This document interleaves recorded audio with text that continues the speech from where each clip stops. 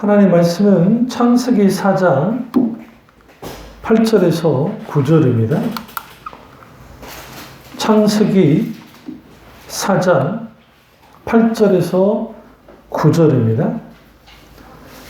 가인이 그의 아우 아벨에게 말하고 그들이 들에 있을 때에 가인이 그 아우 아벨을 쳐 죽이니라. 여호와께서 가인에게 이르시되 내 아우 아벨이 어디 있느냐? 그가 이르되 내가 알지 못하니이다. 내가 내 아우를 지키는 자이니까. 아멘. 말씀 제목은 실수통이 나라는 제목으로 말씀을 나누도록 하겠습니다. 실수통이 나라는 제목으로 말씀을 나누도록 하겠습니다. 우리가 이제 성경을 보시면 사실 성경은 불신앙의 기록입니다. 많은 사람들이 착각하기를 성경은 신앙의 기록일 것이다 라고 생각하지만 사실 하나님께 진정으로 온전한 순종의 역사는 그렇게 많지 않고요. 많은 상당 부분 실수하고 죄를 짓습니다. 근데 그걸 하나님이 아세요.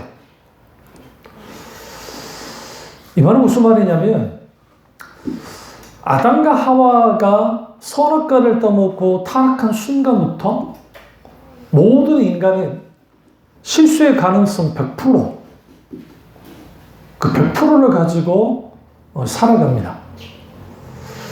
아담과 하와의 그 불순종을 단순히 실수로 취급하기 힘든 이유는 그건 아주 치명적인 실수였기 때문에 그렇습니다. 그래서 성경을 보시면 치명적인 실수, 부분적인 실수, 불강력적인, 그러니까 내가 원치는 않았지만 실수하는 경우, 여러 것들이 이제 있습니다. 그래서 쭉 볼 거야. 성경 보시면, 우리 이거를 통해서 뭐를 배워 나가야 되냐면, 실수하지 않는 나 얼마나 멋져요. 완전한 나 얼마나 멋져요. 그런 사람은 없습니다. 없습니다. 절대로 없습니다. 그러면 나는 막 실수하며 살아가야 되는 거? 아니요. 우리가 마음 작정하고 실수하면서 살아야지. 안 해도 우리가 실수해요. 이것과 똑같아요. 늘 죄를 짓고 사는 나. 죄 지으려고 노력할 필요 없어요. 죄는 자동적으로 져져요. 죄를 안 지으려면 죄를 안 지으려고 몸부림쳐야 돼요. 이게 굉장히 중요합니다. 그러니까 왜 신앙생활 할 때에 게으름과 나태함과 안일함 속에 빠지면 안 되냐면 내 신앙을 이대로 내버려 두면 내 신앙이 잘 유지되는 거 그건 불가능하다는 거예요. 제가 늘 말씀드리잖아요. 한강에 딱 여러분이 딱 그냥 있다고 생각합시다. 거기에 옛날에 나룻배가 있었으니까 우리가 나룻배를 가지고 있다고 생각합시다. 그럼 저 북한강에서부터 양평에서부터 뭐 북한강에 쭉 내려오잖아요. 강이. 그 밑에 쭉 김포까지 이제 내려가는데 남한강까지. 그런데 우리가 가만히 있으면 물살을 떠내려가요. 신앙은 그와 같아요. 신앙은 우리는 세상에 살기 때문에 세상 물살에 떠내려가요. 떠내려가요. 예수님의 제자들이 수많은 실수를 합니다. 그러니까 우리가 아직 잘 이해하지 못하는 실수들이 많아요. 대표적인 게 어린아이들이 예수님께로 나올 때 막았던 게 제자들입니다. 그러니까 예수님 그러지 말라고 하시죠. 근데 그것은 그 당시 문화 속에서는 제자들은 하는 행동이 정당한 거였습니다. 그런데 예수님 보시기에는 틀린 거였습니다. 뭐냐면 1세기 당시에는 여자들과 아이들이 랍비에게 나온다는 것이 불가능해요. 함께 있는 것조차 인정하지 않습니다. 그런데 나왔고 오히려 주님이 그 아이를 딱 어깨 동무를 하면서 끌어안으면서 하시는 말씀이 하나님의 나라는 곧 이 어린아이 같은 자가 들어갈 수 있어 라고 하면서 모든 것들을 뒤바꿔놔요. 그러니까 갈 때마다 제자들이 트러블 메이커가 돼요. 아무래도 예수님이 인기가 좋았고 우리 뭐 아이돌 그룹 경비원들이 너무 과하게 했다가 욕먹고 막 그러잖아요. 그런 것처럼 예수님께 달라붙은 사람들을 떼어내고 그리고 적절히 이제 관리를 했겠죠. 그 자체는 문제가 없는데 문제는 주님께로 나온 자들을 가로막는 행동들을 누가 했다? 예수님의 제자들이 했어요. 일단은 헬라파 사람들이 예수님께로 나올 때 그것도 막았습니다. 제자들이. 그러니까 그때 당시에는 아직 헬라파 사람들 중에 예수 공동체가 만들어지기 이전에 그런데 그들이 예수님의 소문을 듣고 예수님의 말씀을 듣고 그들이 예수님을 믿게 됐어요. 그래서 그들이 이제 예수님 사역의 후반으로 갔을 때 그들이 딱 와요. 그러니까 그들이 접근을 막는 거죠. 그러니까 이제 결국 이제 예수님 만나는데 그때 했던 게 뭐냐면 예수님께 망명하라는 거예요. 예수님 이대로 있으면 큰일 나니까 우리랑 같이 그냥 차라리 여기를 벗어나서 우리 소아시아로 갑시다. 예수님이 이제 거부하시죠. 또 하나는 사도 요한이 예수 그리스도 이름으로 귀신을 쫓아내는 일단은 무리들에 대하여 아주 분노하면서 예수님께 일러 바칩니다. 예수님의 이름으로 귀신을 쫓아내는 무리들가 있는데 그 많은 게 좋지 않겠습니까? 라고 하니까 예수님이 피식 웃진 않았지만 예수님이 이제 웃으셨겠죠. 어이가 없어서. 근데 그 사도 요한은 정당한 거였어요. 예수님 제자도 아닌데 어떻게 그런 일 합니까? 그러니까 내 이름으로 귀신을 쫓아내는 것이면 괜찮은 거야. 그거 금하잖아. 이처럼 우리가 성경에 보면 예수님의 제자들의 크고 작은 실수들이 계속 나와요. 이게 굉장히 중요해요. 우리는 실수를 먹고 살아요. 근데 우리는 실수 가운데 자라나는 거야. 하나님의 자녀는 실수하면서 자라나지 실수하지 않고 자라나는 건 없어요. 소위 도 닦듯이 신앙생활 하는 게 거기에 맹점이 있는 거예요. 도 닦듯이 소위 영성훈련하는 게 문제가 있는 거예요. 왜 그러냐면 도 닦듯이 무슨 영성훈련하고 도 닦듯이 한다고 해서 내가 막 거룩한 사람이 돼가지고 막 그런 게 아니에요. 삶의 현장에서 도제되듯이 만들어지는 게 기독신앙이에요. 그러니까 이렇게 넘어져도 먹고 저렇게도 넘어지는 거예요. 그 우리 아이들에게 실패 경험을 주란 말이 그 말이에요. 때로는 좀 답답해도 지켜봐라는 게 그 말이에요. 실수해도 돼요. 조금 뭔가 좀 늦게 가도 돼요. 뭐 그렇게 하느냐. 바보처럼 그냥 그 애들 지름길이 있고 또 실수 안 해도 되는 길이 있는데 굳이 그렇게 할 필요가 있느냐. 우리 하나님이 그래요. 물론 조언도 해주세요. 이렇게 해야 돼.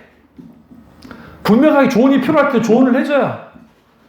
근데 인간이 들어쳐먹느냐? 안 들어쳐먹어요. 그게 오늘 가인이에요. 과연 우리는 가인인가 아닌가? 예수님께서 이 7절을 보시면 같이 한번 보시죠. 이제 6절 7절 여호와께서 가인에게 이르시되 내가 분함함은 어찌 됨이며 안색이 변함은 어찌 됨이냐. 내가 선을 행하며 어찌 낯을 들지 못하겠느냐. 선을 행하지 않으면 죄가 문에 엎드려 있느니라. 죄가 너를 원하나 너는 죄를 다스릴지니라 라고 주님 말씀하십니다. 여기서 이게 아주 완곡한 표현의 주님의 말씀. 이미 하나님은 가인의 마음을 읽었습니다. 동생을 죽이고자 하는 마음을 읽었어요. 그러니까 주님이 뭐라고 하냐면 너가 정말 선을 행하시면 그럴 수 있겠냐? 그리고 너는 죄를 다스려야 돼 라고 나오는 거야. 이 말 듣자마자 가인은 어떻게 합니까? 가인을 들로 불러냅니다. 왜 들로 불러냈을까요? 둘만 있으려고. 완전 범죄를 꿈꾸고 그리고 들에서 돌을 쳐서 아벨을 죽여버린 거예요. 이게 굉장히 중요합니다. 치명적인 실수를 했죠. 마치 누구처럼 아담과 하와가 선악과를 따먹는 치명적인 실수를 했던 것처럼. 물론 이거는 치명적인 죄를 지은 것이죠. 가인도 똑같이 치명적인 죄를 져요. 근데 여기까지는 구울 수 있어요, 인간이. 보세요. 우리 모두는 죄를 짓는다? 때로는 치명적인 죄도 짓는다? 치명적인 실수도 한다? 그 다음에 문제. 그게 뭐냐면 9절 보세요. 여호와께서 가인에게 이르시되 내 아우 아벨이 어디 있느냐? 라고 주님 물으셨어요. 그가 이르되 내가 알지 못하나이다. 내가 내 아우를 지키는 자니까. 이게 굉장히 중요해요. 두 가지 대답. 첫째, 알지 못합니다. 두 번째, 내가 지키는 자입니까? 내가 아벨을 책임져야 됩니까? 그건 하나님이 알아서 하셔야죠. 왜 그따위 것을 나한테 물어보세요? 이거예요. 나는 알지 못합니다. 라고 하는 거. 자신의 치명적인 죄에 대하여 숨기는 거예요. 그리고 그것뿐만 아니라 내가 지키는 자입니까? 라고 하는 거예요. 이것은 곧 하나님을 향한 적극적으로 하나님께 지금 자기가 대적하는 행동을 하는 거예요. 그러니까 10절에 하나님도 안 지시죠? 절대로 하나님 안 지세요. 이르시되 내가 무엇을 하였느냐? 내 아우의 핏소리가 땅에서부터 내게 호소하느니라.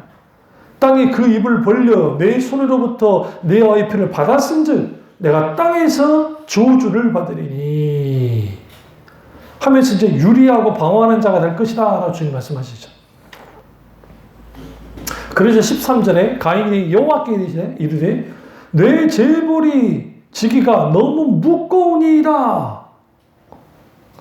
근데 여기서 참 재미있는 게 14절 좀 후반절에 보시면 내가 땅에서 피하여 유리하는 자가 될지라 여기까지는 인정을 했어요. 그럴만합니다. 근데 무릇 나를 만나는 자마다 나를 죽이겠나이다.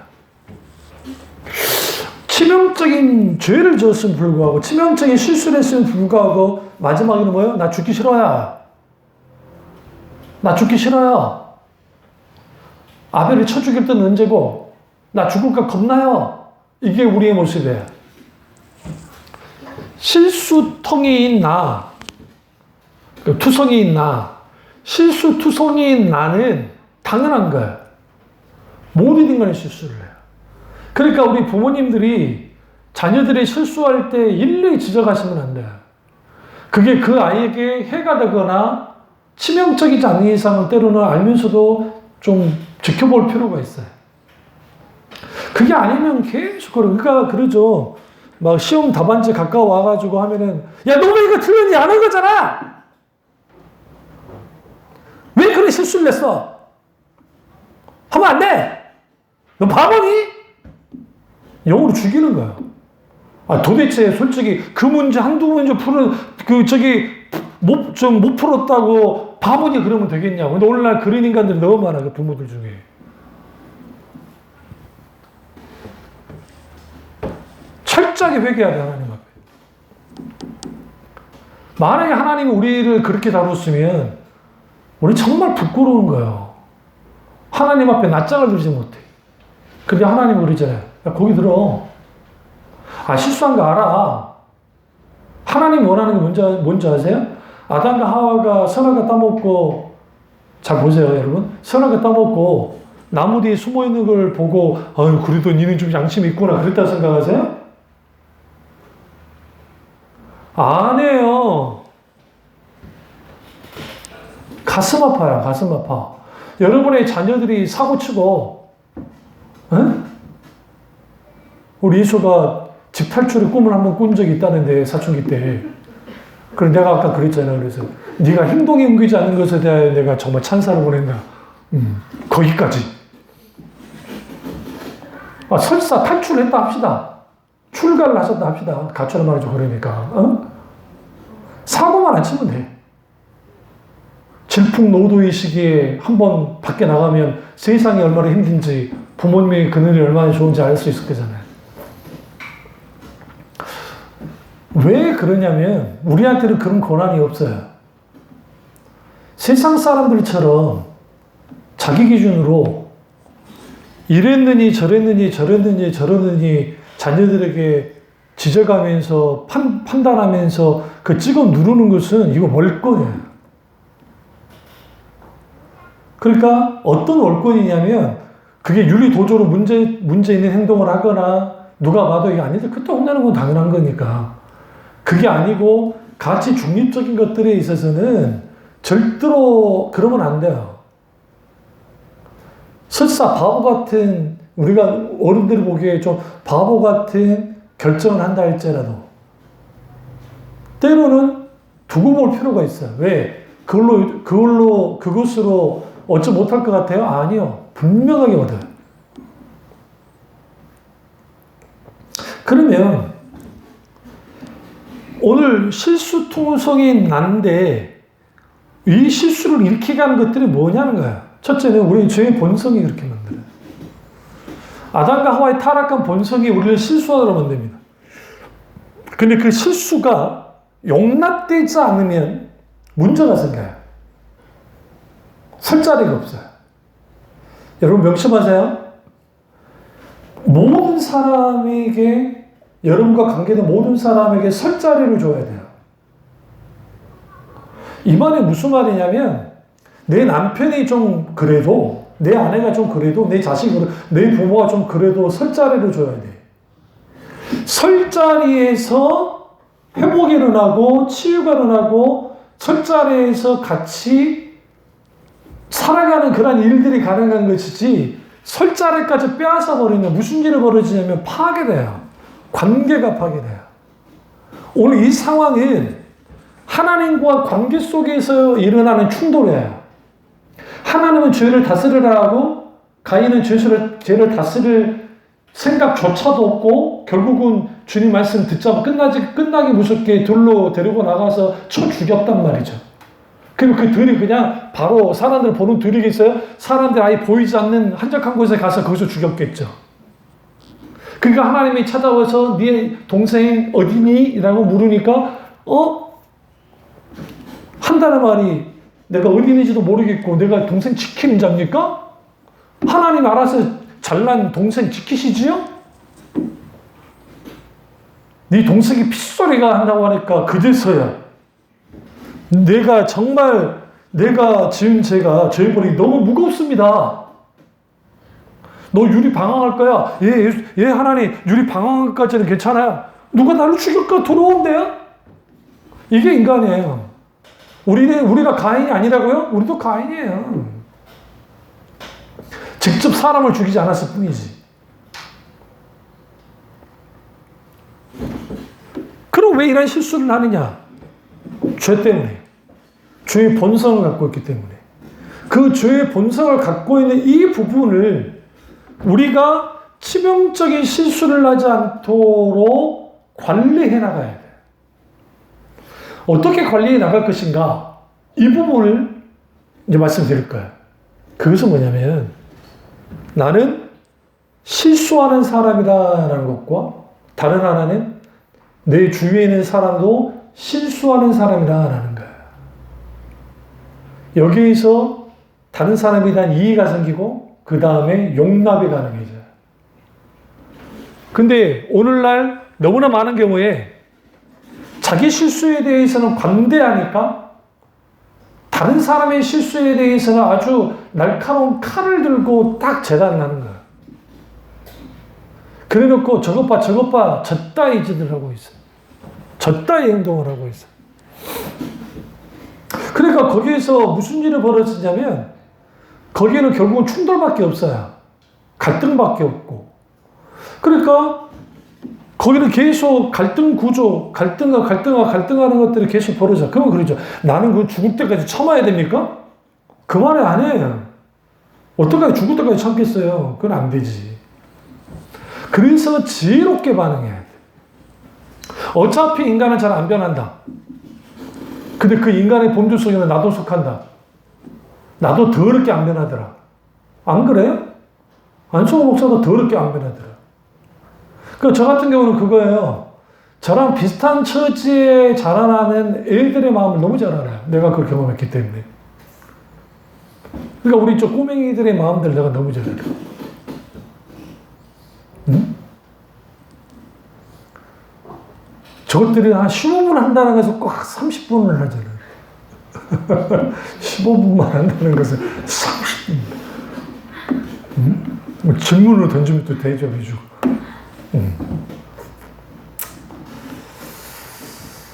그래서 여러분, 실수 안 하려면 실수하죠. 그러잖아요. 가수들이 하거나 할 때, 나 이제 실수 안 해야 돼. 그런데 오히려 더 긴장해가지고 실수해버리잖아요. 하나님 앞에서의 치명적인 실수. 왜 실수하나? 죄 때문에. 두 번째는, 왜 우리가 실수하는가? 그것은, 근본적인 것은, 보세요. 나의 이 지금 중심축이 하나님이 아니라 사람이든 환경이기 때문에 그래요. 가인이 적어도 하나님 중심적인 사람이었다고 한다면 아벨을 죽일 마음을 가지지 않았을 겁니다. 그런데 그의 중심축이 하나님이 아니라 난 거예요. 나니까 내 한계를 못 벗어나는 거예요. 저 보세요. 신앙생활하면서 내가 믿음이 있는 사람인데 믿음이 있는데 왜 못 참을까? 엄마가 염장을 지르고 남편들이 염장을 지르는데 나는 왜 못 참는가? 생각 안 해봤어요? 내가 중심축이 되어 있으니까 내 한계를 못 넘는 거야. 예수님이 그 말 하잖아요. 하나님 성경에도 구약에도 그렇고 원수 갚는 것이 내게 있다 주님 말씀하세요. 근데 내가 원수를 갚아야 되겠거든. 그래서 성경에 보시면 사람들이 자기들이 원수를 갚고 싶어해. 근데 하나님이 원수는 내가 갚아줄게. 니네가 할 수 있는 게 아니야. 니네가 하면 안 돼. 근데 나는 갚고 싶어. 이게 나를 묵직하게 나를 이렇게 딱 누르는 게 하나님이시지 않으면 모든 인간은 자기 한계를 못 넘어가요. 그러니까 다윗이 위대함이 어디 있냐면 다윗의 실수가 굉장히 많잖아요. 바세바 취한 것부터 시작해서 인구조사, 또 밑에 있는 장군들, 요압 장군부터 시작해서 이들이 정말 지 마음대로 하는 것에 대해서 그가 사람을 두려워한 마음이 있었다고요. 그래서 함부로 그들을 내치지 못했어요. 그러니까 그런 연약함들이 있었단 말이에요. 그러면 그 철저하게 하나님 중심적인 사람도 그런 실수들을 하는 거예요. 근데 다른 존재와 다른 점이 뭐냐면, 그러니까 다른 사람들과 다윗의 다른 점이 뭐냐면, 내가 딱 있으면서 나는 아이라라고 그래요, 하나님 앞에. 아이는 실수가 많아요. 아이들을 양육할 때 부모의 시선과 부모의 기준을 보면 어설프죠. 당연한 거 아니에요? 우리 애 때는 안 그랬나? 그래요. 그러면 우리는 그것에 대하여, 그 실수든 그것에 대하여 우리 좀 지켜도 봐주고 하면 좋겠는데, 성격 급한 부모들 같은 경우는 지적질하고 막, 그럼 나 묻고 싶어. 지는 그러면 그때 잘했냐는 거예요, 도대체.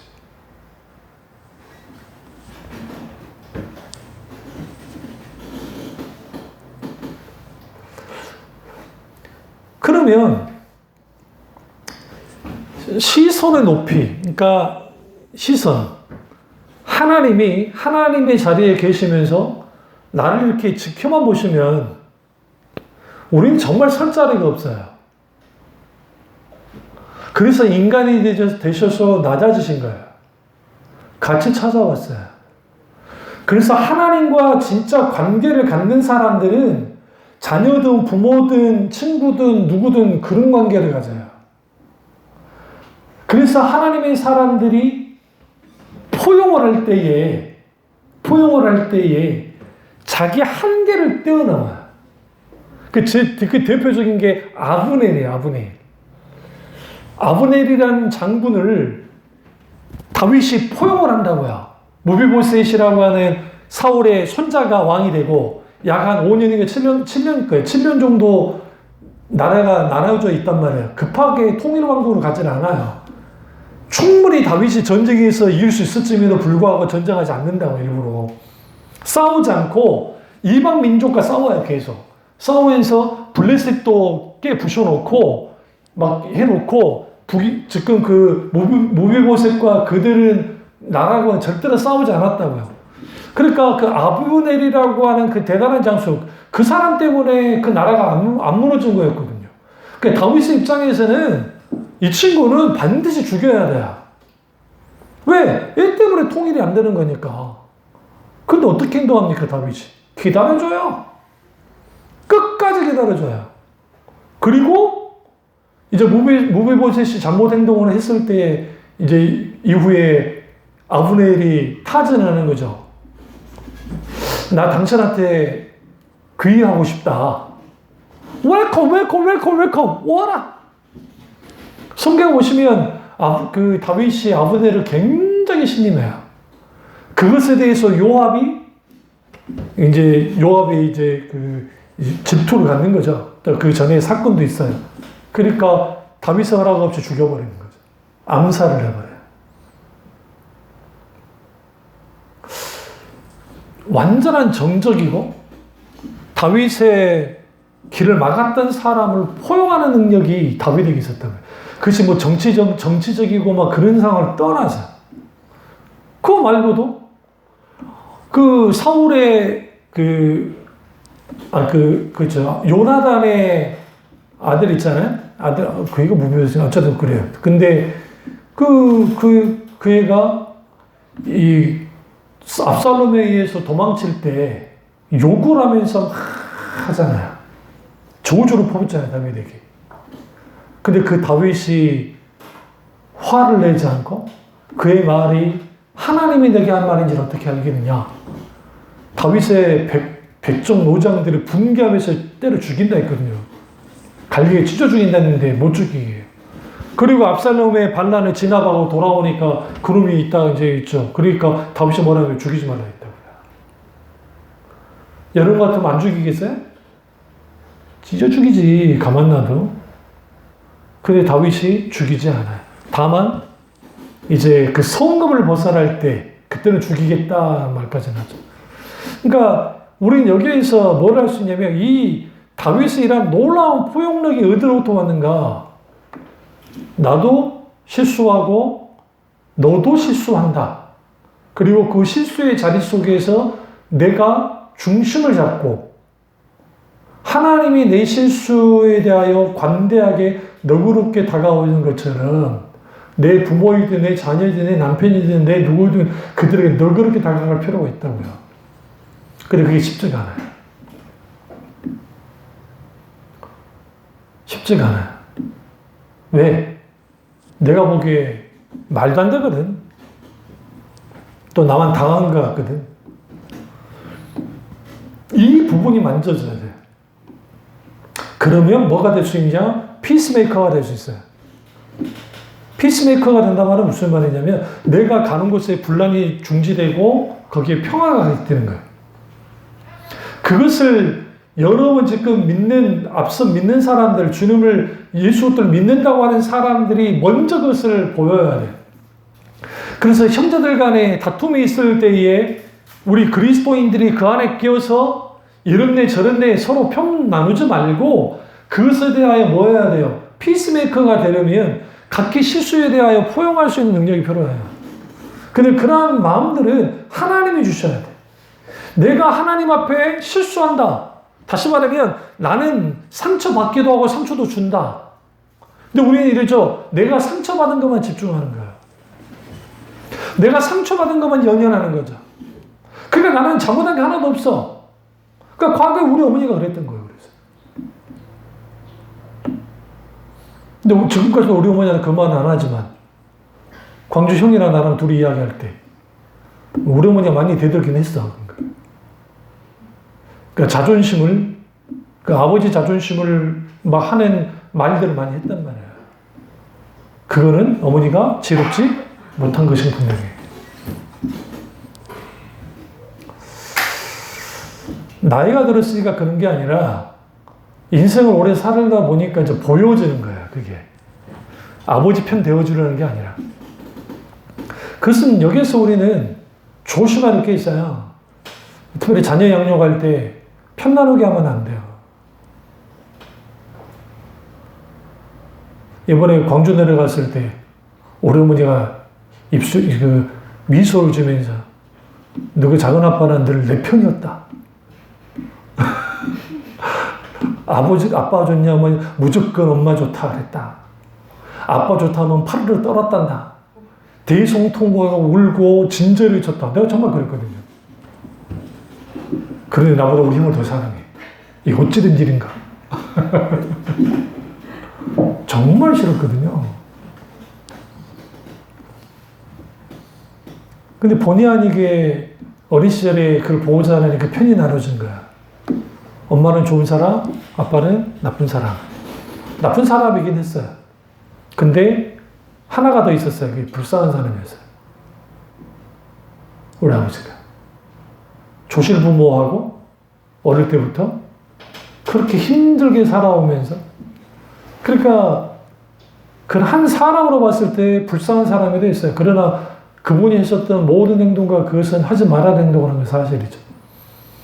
문제는 그 감정의 쓰레기들을 어머니가 우리한테 그대로 이입시킨 거예요. 그러니까 그게 아주 치명적이었어요. 그게 그래서 형이나 나나 아버지 모델도 없는데 아주 좋지 못한 그런 그 반감의 이 속에 있는 응어리와 반감을 가지고 있었고 그게 자라서도 그게 나타나는 거예요. 그러니까 어른이 돼서도.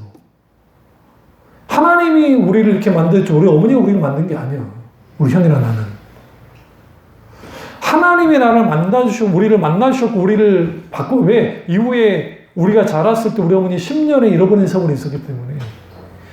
그러면서 하나님과의 관계 속에서 아니라 그러나 거기에 큰 생채기가 있었단 말이에요. 그게 뭐냐면 자꾸만 아버지를 나쁜 사람 만들어버린 거야. 그러면 나는 피해자가 되고 나는 더 되어지. 그냥 그것만큼 어리석은 게 없다고요. 근데 그런 실수들을 하지. 억울하니까 내 감정 토로할 거니까. 가장 큰 치명적인 실수는 뭐냐면 본인의 감정들을 자식들한테 그대로 쏟아부어 버린 거야. 그는 일종의 감정살인이에요. 제가 늘 말씀드렸지만 우리 어머니가 그것을 했어. 그러니까 아버지가 절단돼 버린 거야 나한테. 우리 속에서 절단이 돼 버린 거야. 아주 나쁜 아버지긴 했지만 그럼 여기서 문제가 생겨요. 어소리티, 권위의 문제. 우리 두 아이들은 우리 어머니에 대한 권위를 높이고 어머니를 인정을 해요. 근데 그 권위를 높인 게 우리 어머니가 잘해서가 아니었어요. 그것은 하나님의 권위 때문이었어요. 하나님의 권위에 순목하는 자가 됐고 아버지의 자리를 하나님이 대신해 줬고 그러니까 그 하나님의 권위 안에 있었기 때문에 당연히 어머니의 권위를 인정할 수밖에 없어요. 그게 아니었으면 좀 달랐어요. 그러니까 우리 형도 똑같이 말해요. 하나님 아니었으면 나도 그렇고 우리 형도 그렇고 달랐을 것이고 특별히 나는 더 달랐을 거예요. 범죄자가 되어 있든 뭐가 되어 있든 그럴 수 확률이 높지. 그러니까 그러한 것들 그러면 그런 실수를 하지만 신앙의 세계 속에서 하나님이 함께 하실 때 그 실수가 자양분이 되어지냐. 그게 뭐냐면 이해할 수 있는 눈들이 생긴 거야. 그러니까 이게 담을 수 있는 그릇이 내 속에 생긴 거야. 그러니까 이제 우리 애들을 보면 그 애들의 마음들을 보면 알아. 그 마음을 알아. 말할 수 없는 그 마음의 상처. 어떤 상황이 벌어졌을 때 덜덜 떨면서 그 갖게 되어지는 그 좌절감과 공포감과 그런 것도 누구보다 잘한다고.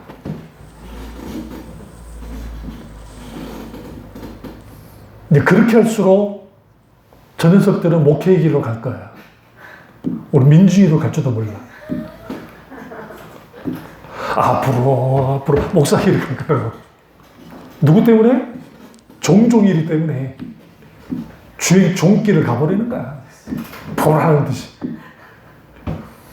웃을 일도 아니요. 하나님이 부르면 가야지. 저거 어떻게 갖고 있어. 그러니까 우리가 여기에서 하나님이 우리 가운데 원하는 게 뭘까? 실수하지 않는 것인가? 실수한 거 알아요. 그래서 성경 보시면 북주고 장국주고 하나 내려놔둬요. 아니 시아버지하고 며느리가 그가 이게 말이 되냐고 그런 걸. 근데 왜 하나님이 안 막냐고요. 그러니까 누가 그랬나 성경이 진짜 사시는 이유가 그런 것까지도 놔뒀다는 거예요. 다른 경전들은 좋은 말만 있잖아요. 여기는 발가 벗겨져요, 사람들이 다. 근데 그런 상황을 다 보여줘요. 왜? 그게 사실이었기 때문에. 그러면 우리가 신구약 성경 통틀어서 사람들이 막 실수하고 막 근데 하나님이 그걸 즐기는 게 아니에요. 안타까워 하시죠. 그런데 그 탐구 하나님처럼 가만히 보고 계시는데 계속 지켜보시고 가까이 계속 가까이 와요, 하나님이. 그 깊숙이 들어와요. 그리고 만지는 거예요.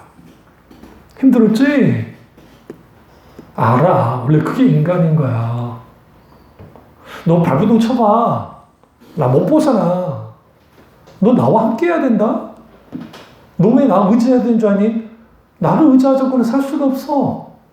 그거 다 의지해야 돼. 그거를 빨리 깨달은 사람들이 개고생을 덜 해요. 하나님과 관계 속에서. 그거를 못 깨달으면 하나님의 힘 빠질 때까지 내일이 놔둬요. 마치 이와 같습니다. 우리가 물에 빠졌는데, 응? 그 해상 구조대원들이 물 빠져가지고 힘이 넘칠 때 막 가는 줄 아세요? 절대로 그렇게 안 해요. 빨리 가긴 해요. 일정한 거리 되면 일단 안 가요. 그때는 산나는 욕구가 강하고 아직 힘이 있기 때문에 잡히는 순간 이거는 뭐 구조사안이나 뭐가 돼서 같이 빨리다가 같이 죽어요. 그러니까 어느 정도 힘이 빠질 때까지 놔둬요. 그리고 힘이 다 빠져가지고 이제 할 순간에 탁 가가지고 탁 나게 치는 거예요. 그리고 늘 하는 소리 뭐라고 그래요? 힘 빼세요. 가만히 있으세요. 맡기시면 돼요. 그러니까 구조사 듣고 보면 이 뒤로 이렇게 뒤로 해가지고 배용으로 가잖아요. 딱 뒤에 잡아가지고 계속 발이 차면서 이렇게 가잖아요. 몰라요? 아니면 이렇게 잡아가지고 한데 이 사람은 뒤로 높여놓고 이렇게 한다고요. 그럼 거기에 잡아주니까 안정감을 느끼고 가는 거예요. 하나님은 그렇게 해요. 하나님. 그럼 가인은 어떤 실수를 했냐? 하나님이 그것까지 해줬어요. 근데 보세요. 유리하는 자가 될지라 라고 했잖아요. 그러면 이제 떠도는 자가 돼야 되는데 이름이 노땅으로 추방을 당해요. 그러난 다음에 떠돌기가 싫어.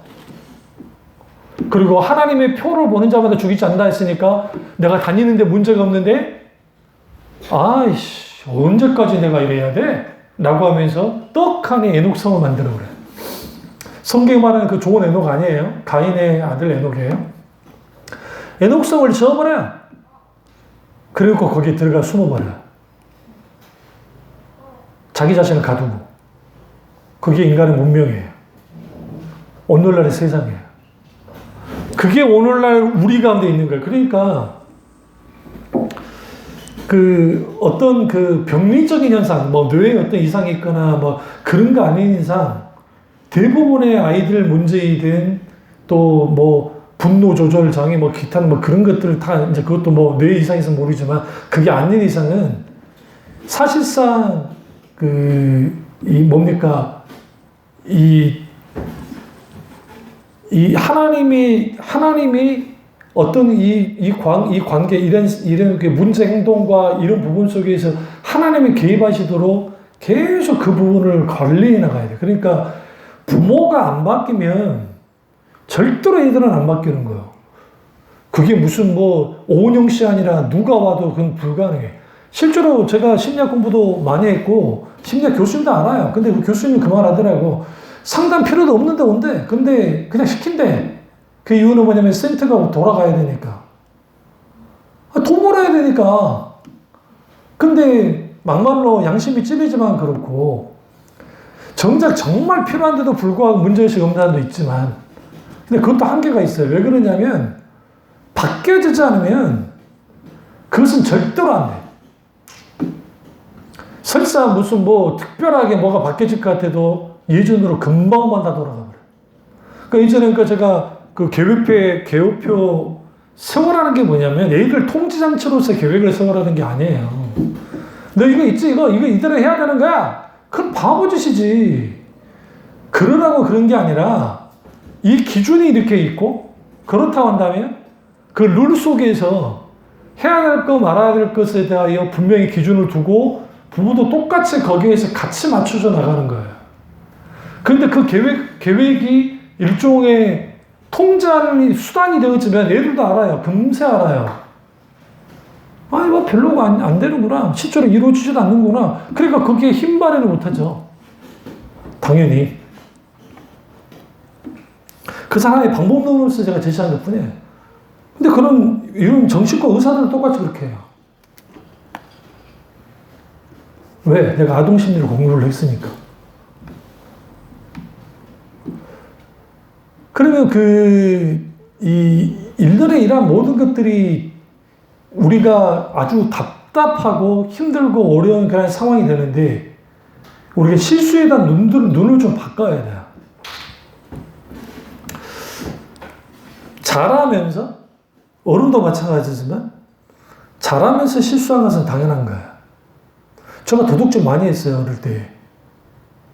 아버지 500원 몰래 훔쳤다고. 장롱 위에다 500원을 놔뒀는데, 어느 날 아버지가 팔을 떨면서 500원이 늘 그 500원이 900원이다. 많이 훔쳐가진 않았는데, 어느 날인가 어쨌든 뭐 사먹고 싶으니까 그걸 막 한 거죠. 근데 우리 어머니가 완강하게, 우리 애들은 절대로 그렇지 않다라는 그 한마디 말에 내가 살아긴 했는데, 그다음부터 도둑질 안 했어요. 어머니는 믿어줘가지고. 지금 생각하면 한 2만 원 훔쳤을걸? 그 5만 원, 그 당시 500원 굉장히 큰 돈이에요. 그게 지폐잖아, 지폐. 몰라요, 지폐. 또 100원짜리 동전을 훔친 적도 있지만. 그러니까, 또 우리 집 고목가게 할 때, 이 빨아먹은 거 있잖아요. 아니, 빨아먹은 거 있어요. 어쨌든, 기억이 안 나네. 어쨌든. 아폴로. 우리 집 거를 훔쳐가지고. 우리 가게 거를 훔쳐가지고, 제일 안 좋은 놈들이랑 나눠 먹고 그랬다니까. 우리 어머니가 한심해갖고 매 때리고 해도 막 그랬어요. 그래서 날 잡아다 놓고 막 혼을 내고. 그 실수를 하는데. 근데 우리 어머니의 장점 중에 하나가 뭐였냐면, 이놈의 새끼 안 돼 하면서 하고, 그 다음에 그걸로 끝났어요. 계속 그러지는 않았어. 근데 그때 내가 정신이 번쩍 든 거지. 내가 왜 우리 집 거를 훔쳐야지? 그놈들이 시켜서 한 게 아닌데. 내가 굳이 그럴 필요 있나? 그래서 그놈들이랑 안 어울렸어. 그러니까 우리 이런 실수는 한다. 그리고 실수하는데 부모들이든 또 우리들이 그것에 대해서 너무 어떡하지? 그 마음 갖는 것도 문제고, 너무 가볍게 여기는 것도 문제예요. 하나님께 가지고 나가야 돼. 우리 아들이 틱장애, 굉장히 심했거든, 어릴 때. 그 이유가 뭐냐면 학원에서 하도 때려잡으니까. 집에서는 때려잡지는 않는데 학원에서 워낙 때려잡으니까 얘가 또 근심 걱정도 많은 애가 틱이 갖고 그거 보면 얼마나 안타까운데. 지금 그 틱장이 사라졌거든요. 잘하니까 그것도 있지만 이제 그것을 이길 수 있는 힘이 생긴 거야. 저 아이들이 지금 자라나지 못해서, 우리 아이들이 자라나지 못해서 그 이길 힘이 없는 거야. 그 이길 힘을 만들어준 게 부모 역할인 거야. 거기에 하나님의 말씀을 심어주고, 그리고 그들이 상처받은 마음에 대하여 니네 아빠는 왜 그런다냐, 니네 엄마는 왜 그런다냐, 그런 차원이 아니라 그 부분에 대해서 잘 어루만져줘야 돼. 그 비난의 말들은 정답이 아니고, 그 비난의 말들이 네 영혼까지 뒤흔들 만한 말이 아니기 때문에, 독소는 독소일 뿐이고, 그렇다면 네가 받아들일 것은 올바른 말만 받아들이면 된다. 그리고 마음에 방음막을 치고 그 부분에 대해서 반응해야 된다. 아직 어릴 때는 그럴 수는 없지만 우리 예수 정도 되어지면 충분히 그게 가능해져요. 이게 친구 관계 속에서도 지들끼리 수틀어지면 욕하고 인스타그램에 올리고 지랄을 하잖아요. 그 부분에 대해서 그 방어할 수 있는 마음들을 그 생채기를 겪으면서 이게 나가는 거예요. 그러면 거기에서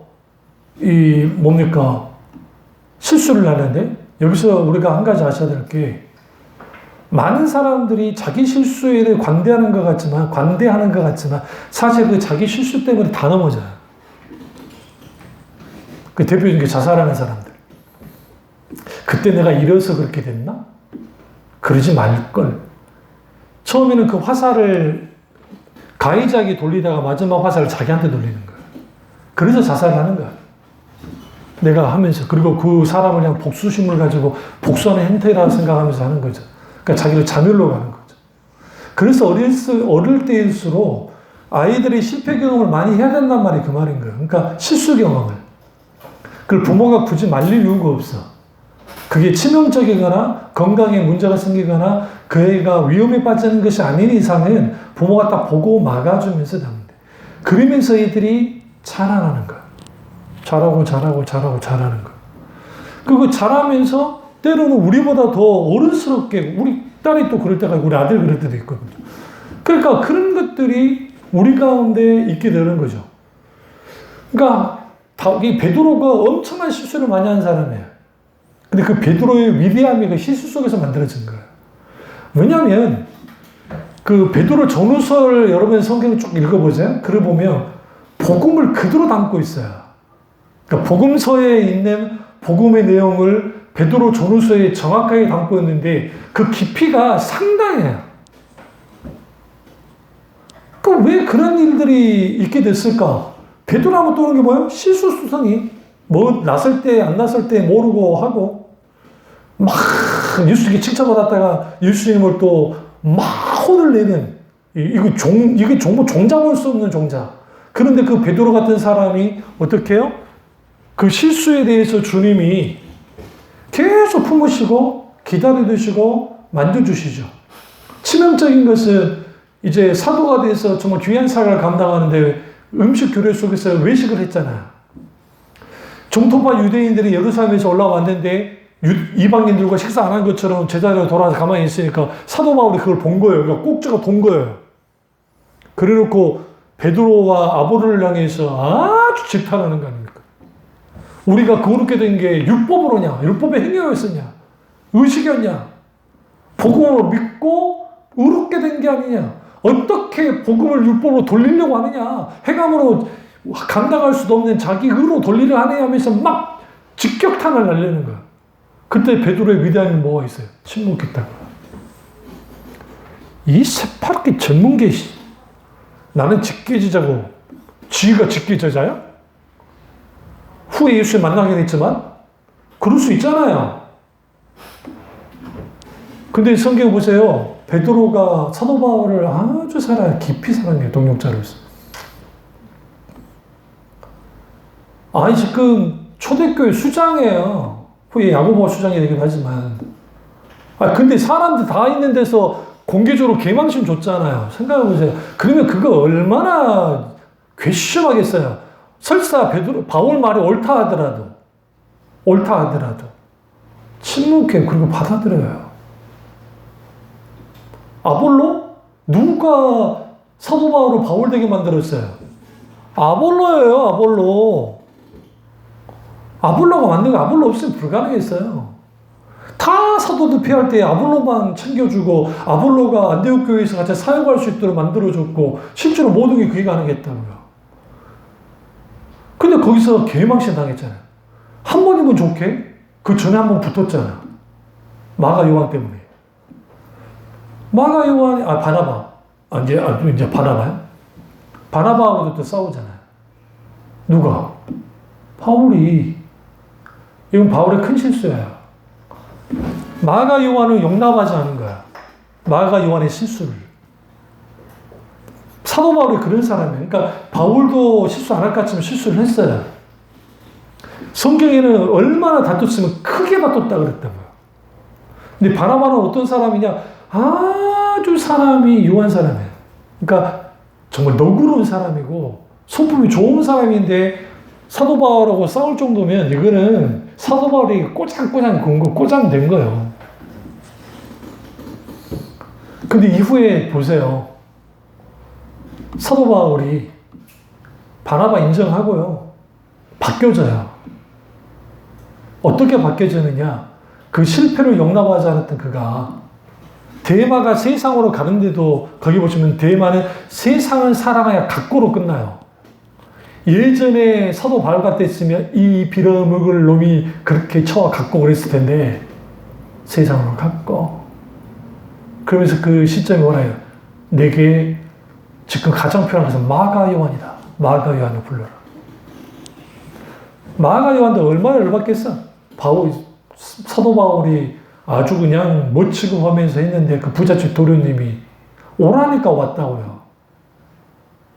무슨 말이냐면 서로의 실수를 품에 안고 같이 연합하고 공감하면서 하나가 되어져서 귀한 하나님의 사역을 이루어요. 그런 사람이 그리스도인이에요. 그러니까 저도 마찬가지죠. 저도 똑같이 실수하고 뭔가 남이도 실수하고 그 부분에 대해서 해줘야 되는데 그게 잘 안 될 때가 있어요. 근데 이제 좀 나이가 조금 먹고 이제 되니까 그것도 있지만 시선을 좀 바꿔야 돼요. 그래서 우리 신앙생활에서 가장 큰 핵심은 나는 언제든지 넘어진다. 언제든지. 다만 다시 일어나면 된다. 근데 다시 일어나려면 손을 쭉 뻗어서 하나님의 손을 붙잡아야 된다. 결국은 우리가 하나님 앞에 울어야 돼요. 기도해야 돼요. 속상한 일, 힘든 일이 벌어지면 즉각 하나님께 기도로 나가야 돼요. 그러면 그 기도 속에서 하나님께서 우리 가운데 하실 일들을 지혜를 주세요. 말씀하세요. 그걸 하나하나 따라 나가면 내가 분명하게 이 일들 때문에 정말 힘들어했고 했던 것들이 이게 별로 별게 아니었다는 것을 알게 되죠. 그만큼 내가 자라나가는 거예요. 그리고 살아 숨쉬는 하나님의 놀라우신 손길이 나와 내 가족과 내 친구들, 교육 공동체 이르기까지 미쳐야 돼요. 그게 누구에게 주어지느냐? 내가 실수하더라도 기꺼이 하나님 앞에 실수를 인정하고 사람 앞에도 실수를 인정하고 그리고 하나님 그분의 도움을 구하여 나가기 시작할 때 하나님 얼굴을 구하고 하나님 편에 서기 시작할 때 그때 우리 가운데 뭐가 주어지냐면 하나님이 주는 포용력이 생겨요. 개망나니 같은 내 남편을 품는 거야. 안 될 것 같죠? 나를 아주 짓누르는 엄마는 못 품을 것 같지? 내가 품으려니까 안 품어지는 거지. 하나님이 품도록 하자. 어떻게 품도록 하느냐? 내가 죽어야 품어져요. 내가 죽어야 품어진다. 문제는 그 힘든 상황은 여전히 계속 있어요. 근데 마지막 열매를 봐야 돼요. 그러니까 열매는 뭐냐면 마지막 결과의 열매를 통해서 인정을 해야. 내가 너 때문에 산 거야. 나 당신 때문에 산 거요. 나 엄마 때문에 산 거요. 아빠 때문에 한 거요. 누구 때문에 산 거예요. 그거 잊지 마세요. 그리고 마지막 누구 때문에? 하나님 때문에 산 거예요. 그래서 좀 우리는 좀 여유를 가져야 됩니다. 나에 대해서도 여유를 가져야 되고, 우리 다른 지체들을 향해서도, 내 가족을 향해서도 우리 여유를 가져야 되고, 그렇다 한다면 실수한다. 일부러 실수할 필요는 없지만 나는 실수투성이다. 그럼 그 실수투성인 내가 주님께 붙들리면 붙들린 나를 주님이 보시고 어떻게 한다? 내가 기꺼이 항복하고 주님 나는 실수투성이에요. 나를 만져주세요 하면 좋겠지만 그런 사람은 그렇게 많지 않다. 그러면 내가 이제 결정해야죠. 내가 힘 빠질 때까지 하나님을 기다리도록 할 것인가? 힘은 덜 빠지더라도 주님께 항복하고 나갈 것인가? 그것은 여러분이 결정해야 돼. 이거는 여러분에게 드리는 숙제. 기도하겠습니다. 기도하실 때 오늘 이 말씀이 날 말씀이죠. 우리 말씀 되게 달라고 기도하겠습니다.